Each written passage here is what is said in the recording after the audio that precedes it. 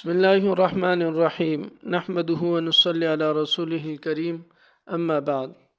آج ہمارا عنوان آیت رب ارحمہما کما ربیانی صغیرا، اس آیت کو پڑھنے کا حکم اور فضیلت۔ سوال یہ ہے کہ والدین کی مغفرت کے لیے رب ارحمہما کما ربیانی صغیرا پڑھنا کیسا ہے؟ اس آیت مبارکہ کے پڑھنے کی کتنی فضیلت ہے؟ پہلے اس آیت کو تلاوت کرتے ہیں، اس کے بعد اس کی فضیلت کو بیان کریں گے۔ اعوذ باللہ من الشیطان الرجیم، بسم اللہ الرحمن الرحیم۔ وَقَضَى رَبُّكَ أَلَّا تَعْبُدُوا إِلَّا إِيَّاهُ وَبِالْوَالِدَيْنِ إِحْسَانًا إِمَّا يَبْلُغَنَّ عِندَكَ الْكِبَرَ أَحَدُهُمَا أَوْ كِلَاهُمَا فَلَا تَقُل لَّهُمَا أُفٍّ وَلَا تَنْهَرْهُمَا وَقُل لَّهُمَا قَوْلًا كَرِيمًا وَاخْفِضْ لَهُمَا جَنَاحَ الذُّلِّ مِنَ الرَّحْمَةِ وَقُل رَّبِّ ارْحَمْهُمَا كَمَا رَبَّيَانِ صَغِيرًا۔ صدق اللہ العظیم۔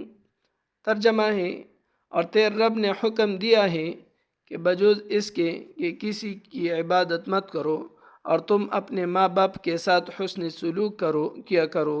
اگر تیرے پاس ان میں سے ایک یا دونوں بڑھاپے کو پہنچ جاوے سو ان کو کبھی ہاں سے ہوں بھی مت کرنا، اور نہ ان کو جھڑکنا، اور ان سے خوب ادب سے بات کرنا، اور ان کے سامنے شفقت سے انکساری کے ساتھ جھکے رہنا، اور یوں دعا کرتے رہنا کہ اے پروردگار ان دونوں پر رحمت فرمائیے جیسا کہ انہوں نے مجھ کو بچپن میں پالا پرورش کیا۔ از بیان القرآن۔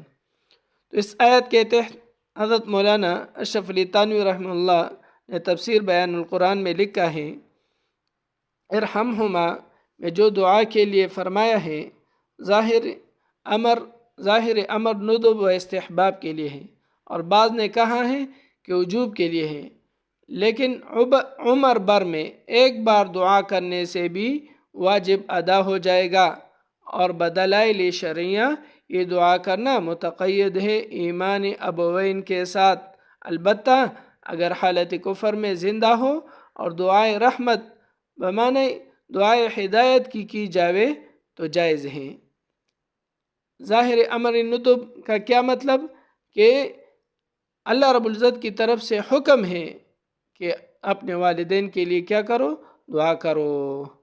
تو اور اس آیت کے تحت حضرت مولانا شبیر احمد عثمانی رحمہ اللہ نے تفسیر عثمانی میں لکھا ہے، یعنی جب میں بالکل کمزور ناتواں تھا انہوں نے میری تربیت میں خون پسینہ ایک کر دیا، اپنے خیال کے موافق میرے لیے ہر ایک راحت و خوبی کی فکر کی، ہزارہا آفات و حوادث سے بچانے کی کوشش کرتے رہے، بارہا میری خاطر اپنی جان جھوکوں میں ڈالی، آج ان کی ضعیفی کا وقت آیا ہے، جو کچھ میری قدرت میں ہے ان کی خدمت و تعظیم کرتا ہوں لیکن پورا حق ادا نہیں کر سکتا، اس لیے تجھ سے درخواست کرتا ہوں کہ اس بڑھاپے میں اور موت کے بعد ان پر نظر رحمت فرما۔ اس آیت کے تحت حضرت مولانا ادریس کاندہلی صاحب رحمہ اللہ نے تفسیر معارف القرآن میں لکھا ہے، خلاصہ یہ کہ نہ ان کی بات سے ملول ہو اور نہ ان کی بات کو رد کرو، اور ان کے سامنے نرمی اور ادب سے بات کرو، جس سے ان کی تعظیم و تکریم اور ادب مترشح ہوتا ہو، اور ازراہ شفقت و تواضع نہ ازراہ سیاست و مصلحت، اور ان کے سامنے بازوی ذلت کو فست کر دو، یعنی ان سے بکمال تواضع و انکسار کے ساتھ برتاؤ کرو۔ جناح الذل کے معنی ذلت کے بازو ہے، حالانکہ ذلت کے بازو نہیں ہوتے، تو یہ کلام بطور استعارہ ہے کہ جس طرح پرندہ اپنے بچے کی تربیت کے وقت اپنے بازو پست کر کے اس کو اپنی آغوش میں لے لیتا ہے، اسی طرح تم کو چاہیے کہ ایسی ہی تربیت اور شفقت کا معاملہ اپنے والدین کے ساتھ کرو، اور ان کے لیے اس طرح دعا کرو کہ اے پروردگار ان دونوں پر ایسا خاص رحم فرما جیسا کہ انہوں نے مجھے بچپن میں پالا اور کمال شفقت اور رحمت سے میری پرورش کی جبکہ میں بالکل عاجز اور لاچار تھا۔ والدین اگر مسلمان ہوں تو ان کے حق میں دعائے رحمت کے معنی ظاہر ہے، اور اگر کافر ہے اور زندہ ہے تو ان کے حق میں دعائے رحمت کے معنی یہ ہے کہ اللہ ان کو ایمان اور اسلام کی ہدایت نصیب فرما۔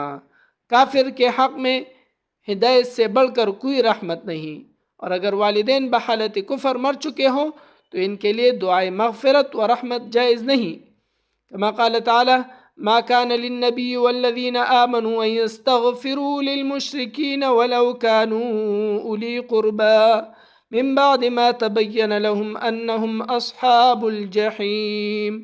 اس آیت کی تفسیر سورہ توبہ، یہ سورہ توبہ کی آیت ہے۔ تو عرض یہ کہ حق جل شانہ نے اس آیت میں اول والدین کے ساتھ احسان کا حکم دیا، اور پھر اس کے بعد 5 باتوں کا حکم دیا۔ 5 باتیں انشاءاللہ العزیز ہم آئندہ دوسرے حصے میں بیان کریں گے کہ وہ 5 باتیں کیا ہیں اور اس میں اللہ رب العزت نے کیا حکم دیا ہے۔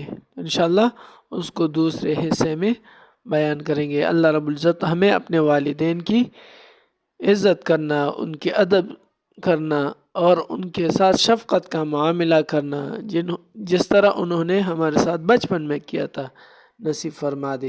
وآخر دعوانا الحمدللہ رب العالمین۔